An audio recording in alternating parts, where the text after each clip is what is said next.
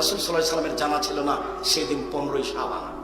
কিভাবে ভারত বাংলাদেশ পাকিস্তানের আলেম ওলামা জেনে নিলেন সেদিন 15ই শাবান?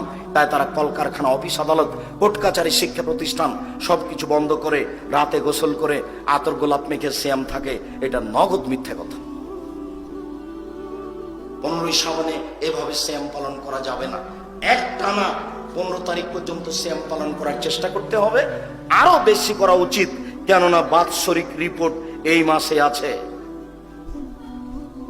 শুনুন, 15ই শাবান রুজি বন্টন হয় না, ওটা হয় লাইলাতুল কাদরের রুজি বন্টন। আল্লাহ বলছে এর নাম শাবে বারাত নয়। শাব মানে ফার্সি রাত, আর বারাত মানে মুক্তি, মুক্তির রাত। তার মানে আল্লাহর নবী আরবি জানতেন না? একটা ফার্সির একটা আরবি দিয়ে নাম হয়।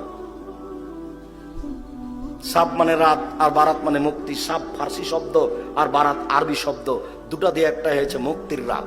15ই শাবান হলো মুক্তির রাত। ভ্যান চালক সেদিন রাত জেগেছে, তাই আবার শাবান আস্তে আস্তে ধনী হয়ে গেছে। তার মানে ও রুজি ধরে নিয়েছে। রুজি বন্টন হচ্ছিল সেদিন, ধর্ম পাগল হয়ে গেছে।